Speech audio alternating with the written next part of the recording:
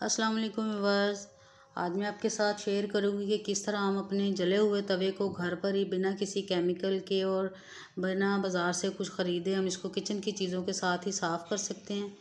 तो चलिए फिर शुरू करते हैं अपनी आज के इस छोटे से टिप को आपके साथ शेयर करते हैं। बिस्मिल्लाहिर्रहमानिर्रहीम।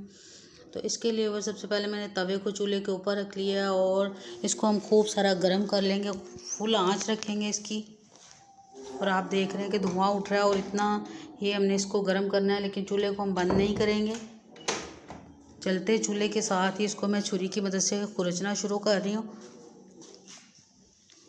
और आप देख रहे हैं कि जब ये जितना ज़्यादा गर्म होगा तो उतना ही आसानी के साथ ये छुरी की मदद से इसके ऊपर जमी हुई चिकनाई, ये जो हम रोटियां या पराठे वगैरह बनाते हैं, कभी कभी ये जो ऑमलेट बन जाता है तो उसका ये जो चिकनाई जम जाती है। रोज़ भी हम अगर तवे को धोते हैं तो फिर भी इसको हमने इस तरह से अगर साफ़ 6-6 महीने बाद आप या 3 महीने बाद साफ़ कर लेंगे तो फिर आपका तवा ज़्यादा गंदा नहीं होगा।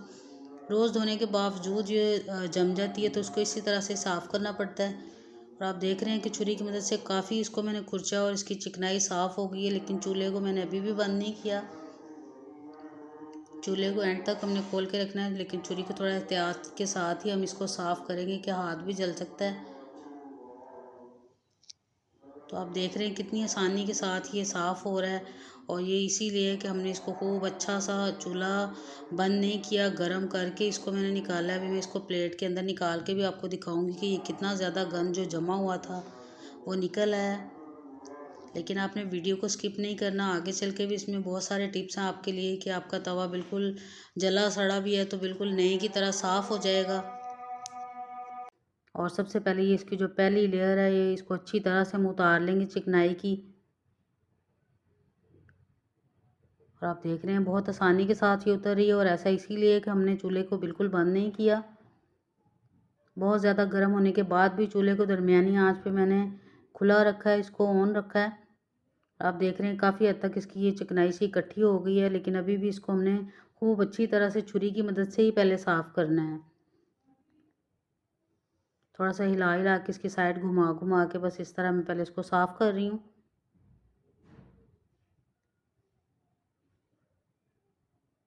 और ये आसानी के साथ बस बहुत अच्छी तरह से इसकी ये जो पहली ऊपर से चिकनाई की लेयर है ये निकल गई है। मैं इसको प्लेट में डाल के आपको दिखाती हूँ कि ये कितना ज़्यादा इसका गंद इकट्ठा हुआ है, लेकिन अभी भी इसको बहुत ज़्यादा हमने साफ़ करना है। और इसको मैंने गंदा भी इसीलिए किया था ताकि मैं आपको दिखा सकूँ कि जितना मर्ज़ी गंदा हो तो आप किस तरह उसको आसानी के साथ अपने किचन की चीज़ों के साथ साफ़ कर सकते हैं। और आप देख रहे हैं कि ये काफ़ी ज़्यादा इसका जो गंद इकट्ठा हो गया। बस इसको मैं अब अपनी प्लेट के अंदर निकाल लेती हूँ और फिर इसका दूसरा प्रोसेस हम स्टार्ट करते हैं।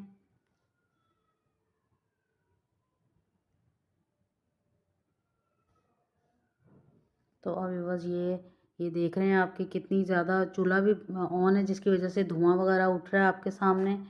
और इसका काफ़ी हद तक मैंने इसको साफ़ कर लिया है। तो अब मैं इसको एक प्लेट के अंदर डालती हूँ ताकि मैं आपको बाद में दिखाती हूँ कि ये कितना ज़्यादा गंद निकला है, लेकिन अभी भी हमने इसको बहुत ज़्यादा साफ़ करना है। ये आप देख रहे हैं।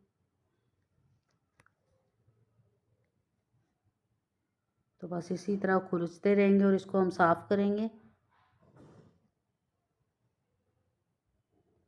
और एक दफ़ा अच्छी तरह से साफ़ करने के बाद इसके ऊपर मैं थोड़ा सा नमक छिड़क लेती हूँ बस। इसको अभी हमने धोना नहीं है। तो आप देख रहे हैं कि ऊपर वाली लेयर बिल्कुल उतर गई है चिकनाई की।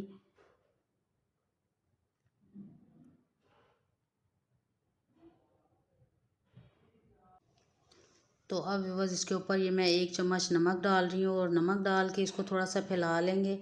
और इस तरह के जो बर्तन धोने वाली कूची है उसके साथ इसको फैला के इसी के साथ थोड़ा सा रब करेंगे।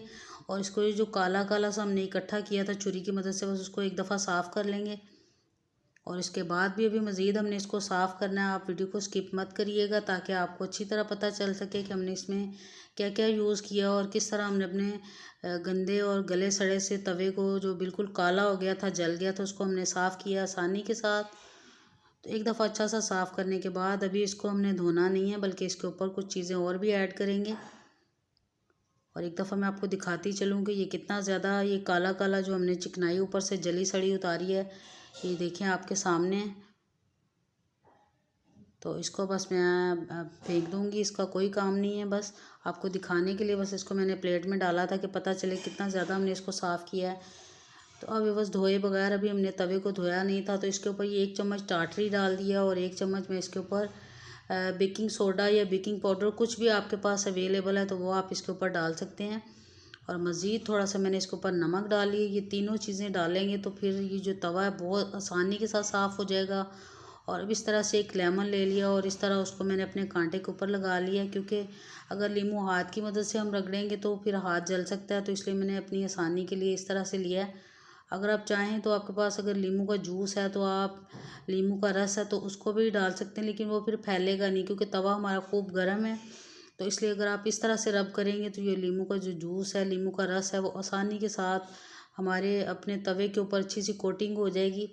और आप देख रहे हैं कि अच्छी तरह से मैंने इसको सारे तवे के ऊपर लगा लिया। नमक और बेकिंग पाउडर सारा चिपक गया इसके ऊपर और हमने टाटरी भी डाली थी। ये गरम गरम तवे के ऊपर अभी भी मैंने चूल्हे को बंद नहीं किया, हाथ जल रहा है। तो अब मैं वो इसको रब करूँगी, लेकिन टूटी के नीचे इसको मैंने नल के नीचे रख के अच्छी तरह से रब किया और आप देख रहे हैं कि बिल्कुल अच्छी तरह से ये तवा हमारा साफ़ हो गया है, कोई चिकनाई इसके ऊपर बाकी नहीं रही। तो आप भी इसी तरह आसानी के साथ अपने तवे को किचन की चीज़ों के साथ ही साफ़ कर सकते हैं। उम्मीद है कि आपको ये छोटी सी टिप, छोटी सी तरकीब जो है बहुत अच्छी लगी होगी। तो बस वीडियो अच्छी लगी है तो ज़रूर वीडियो को लाइक कर दीजिए, और अगर आप मेरे चैनल पर नए हैं तो आपसे मेरी रिक्वेस्ट है कि ज़रूर सब्सक्राइब भी कर लीजिएगा। तो फिर मिलेंगे व्यूअर्स इंशाल्लाह ताला इसी तरह की छोटी छोटी टिप्स के साथ, छोटी छोटी रेसिपीज़ के साथ। तो तब तक के लिए अल्लाह हाफिज़।